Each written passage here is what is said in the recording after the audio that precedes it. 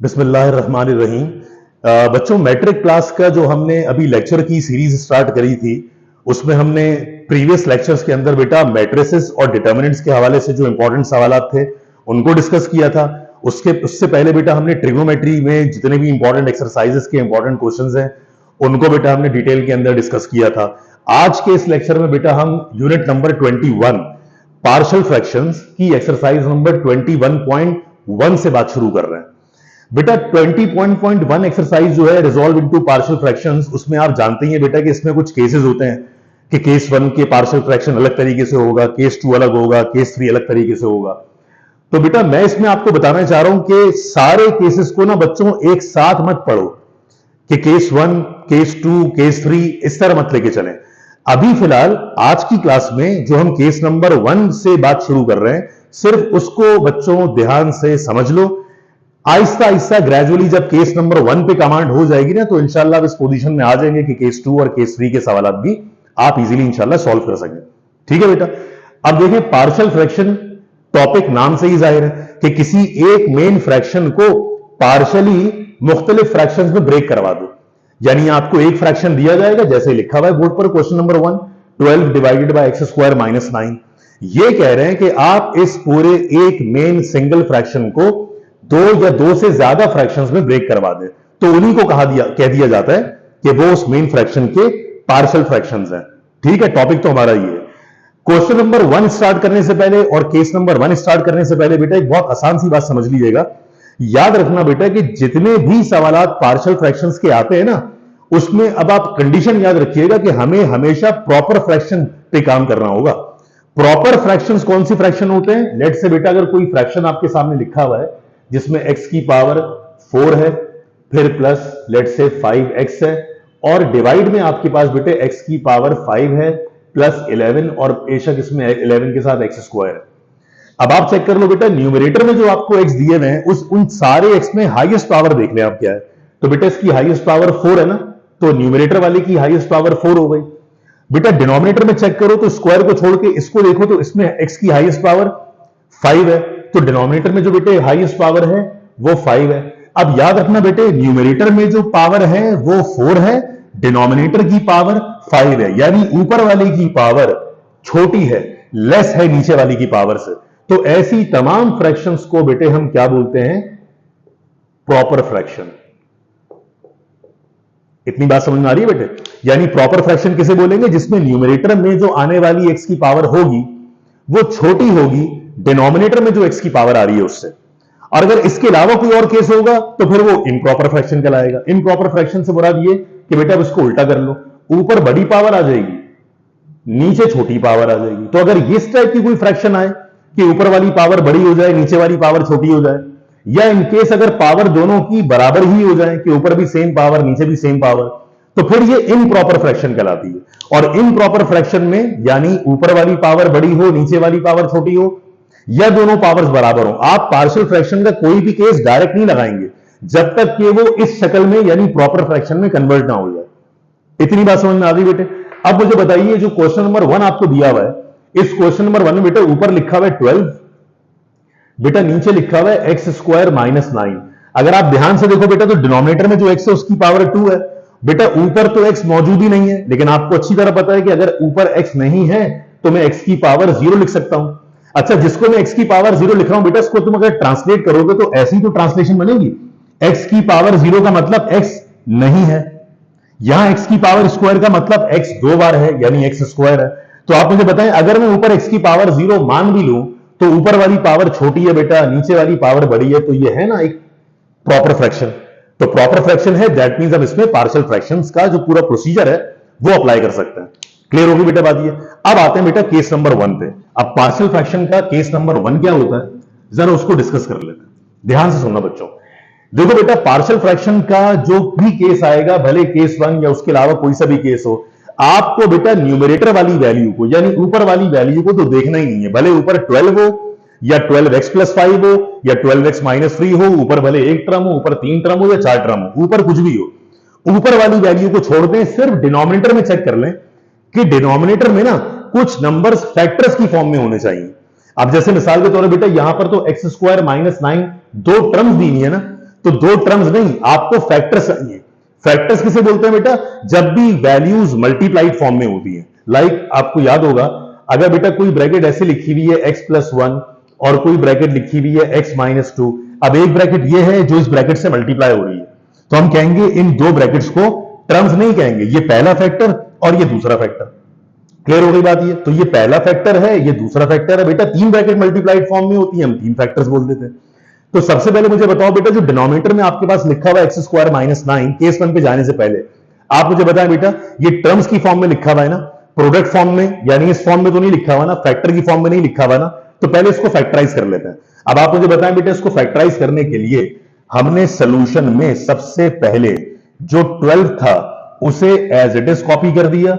बेटा main divide में ये बताओ, ये जो x² लिखा हुआ है, इस x² को मैं लिख सकता हूं ना x का होल स्क्वायर, और जो 9 लिखा हुआ है बेटे, उस 9 को हम लिख सकते हैं ना 3 का, अरे yes, whole square. Very good बेटा, 9 लिखा हुआ है तो लिख दिया 3 का होल स्क्वायर। कभी 25 दे देगा, 25 होता तो 5 का होल स्क्वायर, 16 होता तो 4 का होल स्क्वायर, 49 होता तो 7 का होल स्क्वायर, यानी नीचे वाले 9 को हमने 3 के होल स्क्वायर में ब्रेक करवा लिया।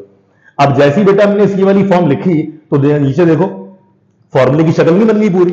और हमने अलजेब्रा के अंदर बेटा बेसिक फॉर्मूला क्या सीखा था, अगर आप याद करें, a² - b² बेटे बराबर ही होता है एक बार a - b और फिर एक बार a + b। अच्छा ये बात मैं वाजे कर दूं बेटे, जब हम ये फॉर्मूला खोलते हैं ना तो कोई फर्क नहीं है कि आप प्लस वाली ब्रैकेट पहले लिखो या माइनस वाली ब्रैकेट बाद में लिखो। आप a + b पहले और a - b बाद में लिख लें, या a + b और a + b बाद में लिख लें, उससे कोई फर्क नहीं पड़ता। तो बुक में ना आप ये फौरन जज नहीं कर सकते, उन्होंने कई जगह पर क्या किया, माइनस वाली ब्रैकेट पहले प्लस वाली ब्रैकेट बाद में, कहीं प्लस वाली ब्रैकेट पहले माइनस वाली ब्रैकेट बाद में। तो आप दोनों तरीके से सॉल्व कर सकते हैं, इससे कोई फर्क नहीं पड़ेगा। एक बात तो ये क्लियर कर लीजिएगा। तो आप जरा मुझे बताओ बेटा, डिनोमिनेटर में तो फॉर्मूला अप्लाई हो रहा है ना a² - b² का। बेटा अगर मैं इसके डिनोमिनेटर में फॉर्मूला खोल दूं a² - b² का, तो a x है और b 3 है, तो a² - b² का फॉर्मूला बन जाना चाहिए एक बार a + b और बेटा एक बार a - b। सही है बेटा, तो a² - b² का फॉर्मूला क्या खोल दिया, एक बार a + b और एक बार a - b, या पहले एक बार लिख दो a - b और एक बार लिख दो a + b। तो मैं बुक वाले ने क्या किया हुआ, इसमें फॉर्मूले में पहले माइनस बाद में प्लस, तो मैंने जानबूझ के आपको समझाने के लिए कि वो तरीका भी ठीक है, ये तरीका भी ठीक है, मैंने जानबूझ के ब्रैकेट ऐसे लिखवाई हैं जो आप लिखने के आदी हैं। आप लिखने के आदी बेटे आमतौर पे यही है, पहले प्लस वाली ब्रैकेट फिर बाद में, तो उसमें याद करने की कोई जरूरत नहीं है, ये तरीका याद रख लीजिएगा। अब जब बेटा हमने इसको लिख दिया 12 डिवाइडेड बाय x + 3 x - 3, अब आते हैं बेटा केस नंबर 1 को जरा समझते हैं। बहुत ध्यान से मेरी बात सुनना बच्चों। देखो जो डिनोमिनेटर में फैक्टर लिखे ना बेटा, उसमें से एक फैक्टर है x + 3 और बेटा एक फैक्टर है x - 3। तो केस नंबर 1 हमसे यह बोलता है कि डिनोमिनेटर में जितने भी फैक्टर्स होने चाहिए ना वो लीनियर होने चाहिए। लीनियर मतलब यह कि उस ब्रैकेट के अंदर जितने भी वेरिएबल x आए उन सब के सब x की पावर बेटे 1 होनी चाहिए। तो मुझे बताओ, यहां पर x की कोई पावर नहीं है तो 1 ही होगी ना। अच्छा कोई पावर नहीं है तो उसको 0 पावर मत मान लेना, ऐसे मत बोलना कि कोई पावर नहीं तो 0 पावर, नहीं बेटा, कोई पावर नहीं है तो पावर इसकी हम 1 ही क्यों मान रहे हैं, क्योंकि हमें नजर आ रहा है ये चीज लिखी हुई एक बार है, तो जो चीज बेटा एक बार लिखी होगी अंडरस्टूड उसकी पावर भी 1 ही होगी, तो जो चीज एक बार लिखी है बेटा उसकी अंडरस्टूड पावर भी 1 ही होगी। तो अगर आप डिनोमिनेटर में चेक करें यानी x + 3 और x - 3 में, तो पहला जो फैक्टर है वो भी लीनियर है, लीनियर मतलब x की पावर 1, बेटा दूसरा फैक्टर भी लीनियर है मतलब x की पावर 1, भले तीसरी ब्रैकेट आती वो भी लीनियर होना चाहिए था। दूसरी बात बेटा ये कि अगर आप इन दोनों फैक्टर्स को देखो तो ये नॉन रिपीटेड है, यानी ये रिपीट नहीं हो रहे, मतलब ये एक जैसे नहीं है। ऐसा नहीं है कि पहला भी x + 3 और दूसरा भी x + 3, अगर एक x + 3 है तो एक x - 3 है, इसे हम बोलते हैं नॉन रिपीटेड, जो देखने में ऑब्वियसली एक दूसरे के बराबर नहीं है। तो लीनियर फैक्टर्स भी हैं और नॉन रिपीटेड है, मतलब एक +3 है और एक -3। बेटा अगर रिपीटेड की बात करें ना तो रिपीटेड का मतलब ये हो जाता, देखो जैसे इस पर पावर स्क्वायर आ गई, अब आप मुझे बताएं अगर x - 3 पर पावर स्क्वायर आ जाती इसका मतलब ये ब्रैकेट एक बार थोड़ी होती, बिल्कुल ठीक, ये ब्रैकेट तो 2 बार हो जाती। तो अगर ये ब्रैकेट 2 बार हो जाती दैट मींस ये ब्रैकेट रिपीट हो रही है। तो मैं इसकी बात नहीं कर रहा, चेक कर लो बेटे, हर एक ब्रैकेट की पावर एक ही है, हर एक ब्रैकेट की पावर एक ही है, तो कोई ब्रैकेट रिपीट नहीं हो रही यानी नॉन रिपीटेड है, और x की पावर 1 x की पावर 1 मतलब लीनियर भी है। तो केस नंबर 1 का मतलब ही होता है कि denominator contains non repeated linear factors. ऊपर वाले को तो देखना ही नहीं है बेटा, अच्छा, मैं ऊपर वाले को फिलहाल नहीं देखना, केस समझते हुए, ऐसा नहीं है कि अगले किसी स्टेप में देख ही नहीं रहे ऊपर वाले को। जब केस पहचान रहे होंगे बेटा, तो केस पहचानते वक्त डिनोमिनेटर को देखेंगे।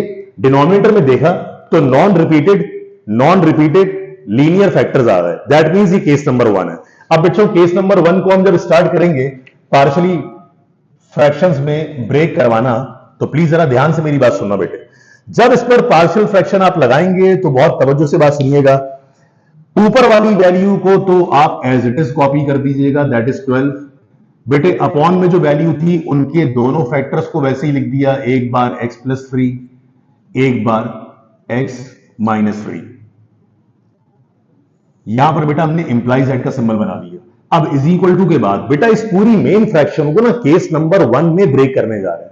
अच्छा, केस नंबर 1 में क्या होता है? बहुत आसान काम है बेटा, जरा सुनिएगा बात ध्यान से।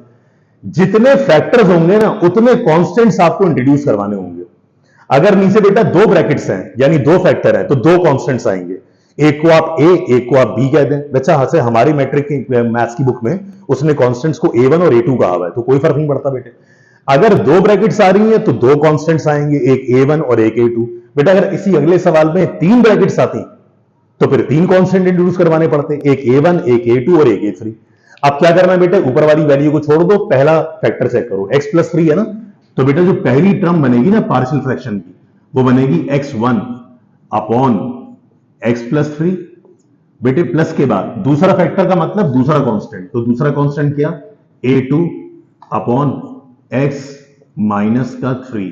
बेटा ये पार्शियल फ्रैक्शन बना के इसको नाम दे दिया हमने मेन इक्वेशन नंबर a का। क्लियर हो गई बात? ऊपर वाली वैल्यू को देखे बगैर, चाहे ऊपर एक टर्म हो, चाहे दो टर्म हो, चाहे तीन टर्म हो, आपने क्या करना है, जितने नीचे फैक्टर्स होंगे बेटा उतने कांस्टेंट्स इंट्रोड्यूस करवाना है। अगर पहला फैक्टर था तो वो a अपॉन पहला फैक्टर हो गया, उसके बाद दूसरा फैक्टर था तो प्लस के बाद a2 अपॉन दूसरा फैक्टर हो गया। यहां तक क्लियर बेटे? जरा वीडियो पॉज करके शाबाश ये सारे स्टेप अपने पास नोट डाउन कर लीजिए, फिर सवाल को आगे कंटिन्यू करते हैं केस नंबर 1 को। अब सुनना बेटा बात ध्यान से, इंप्लाइज एट का सिंबल बेटा हर स्टेप में लगाने की जरूरत नहीं है, कोई प्रॉब्लम नहीं है, आपने एक दफा शो कर दिया काफी है। अगले स्टेप में आप 12 वैसे ही लिख दीजिएगा बेटा, मेन डिवाइड में लिख दीजिएगा x प्लस 3 उसके साथ x माइनस 3। बेटा याद रखना हर सवाल में ना इस पूरी राइट हैंड साइड वाली वैल्यू का एलसीएम निकालना है। बेटा जब इस पूरी वैल्यू का एलसीएम निकालेंगे तो आ जाए डिनोमिनेटर पे, क्योंकि एलसीएम निकालते ही डिनोमिनेटर का। जब बेटा डिनोमिनेटर का आप एलसीएम लेंगे ना, तो अगर डिनोमिनेटर में दो मुख्तलिफ वैल्यूज हो तो उनका एलसीएम क्या होता है, दोनों को मिला के लिख देते हैं, मतलब दोनों का प्रोडक्ट।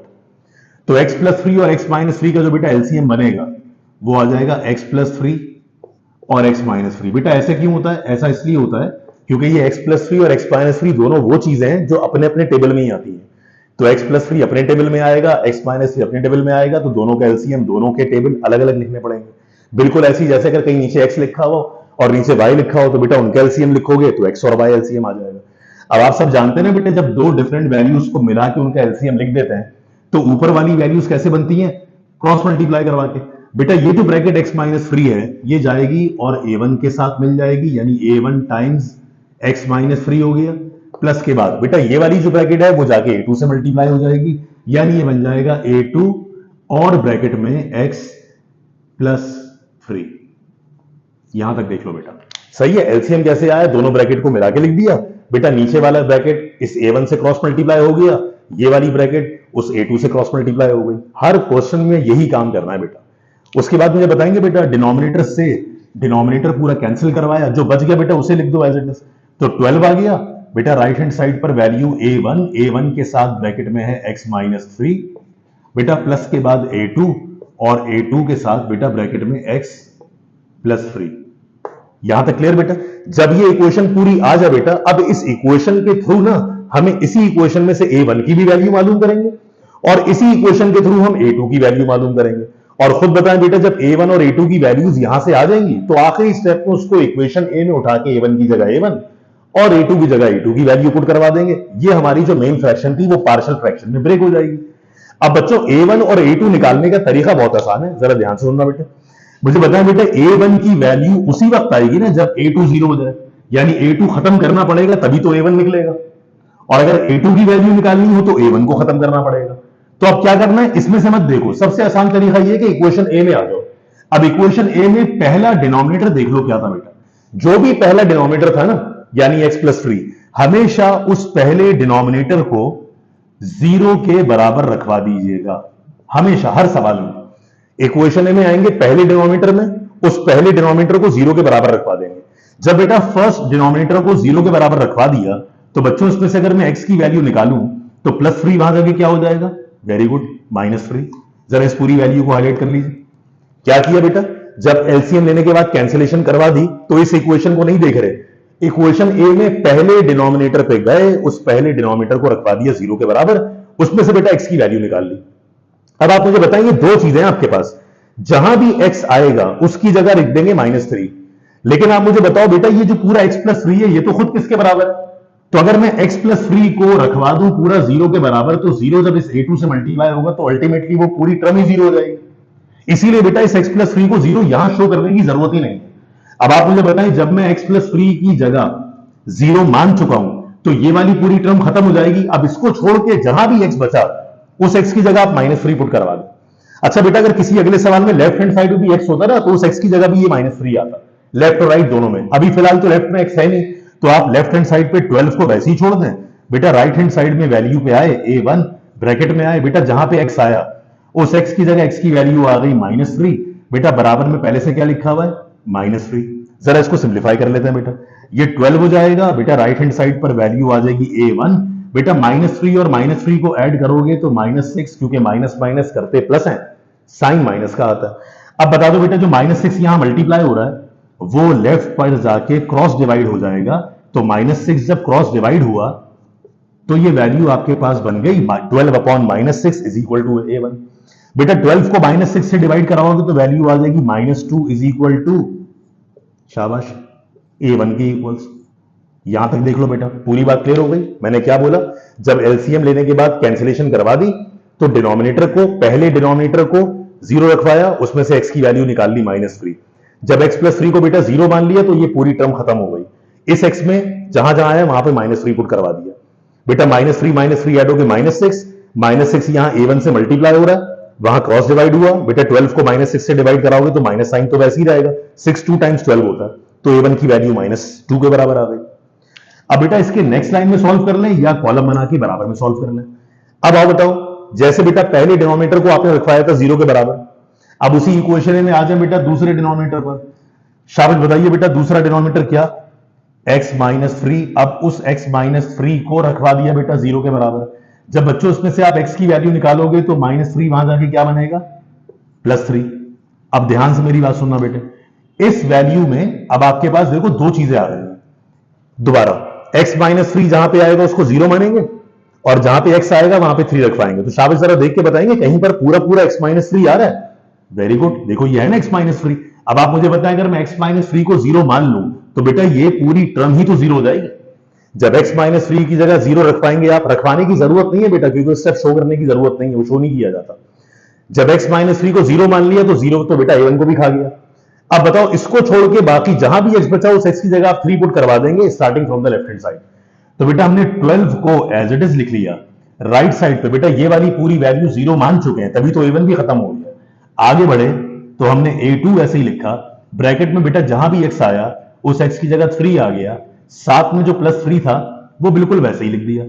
तो बेटा ये वैल्यू बन जाएगी 12 इज इक्वल टू, बेटा ये a2 को वैसे ही छोड़ दें, 3 और 3 को ऐड किया बेटा 6 हो गया।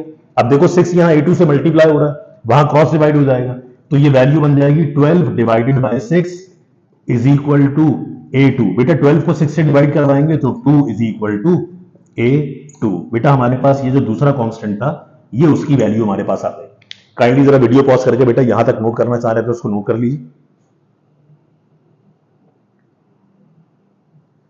अब क्या करना है बच्चों, आखिरी स्टेप में a1 की वैल्यू को और a2 की वैल्यू को बेटा यहां पे और यहां पे पुट करवाना है इक्वेशन ए में। लेकिन बेटा ख्याल रखना कि जब हम इन दोनों वैल्यूज को इक्वेशन नंबर ए में पुट करवाएंगे ना तो हमें लेफ्ट हैंड साइड पे ये ओरिजिनल वैल्यू बार बार लिखने की जरूरत नहीं है। अब हम इक्वेशन ए में पुट तो करवाएंगे a1 की जगह -2 और a2 की जगह 2, लेकिन लेफ्ट हैंड साइड नहीं लिखेंगे। तो हम जरा अगले स्टेप में a1 और a2 की वैल्यू को इक्वेशन नंबर बेटा ए में पुट करवा देते हैं। अब आप जब इनकी वैल्यूज को इक्वेशन ए में पुट करवाएंगे तो आपको ये लिखने की जरूरत नहीं है कि put a1 and a2 in equation A.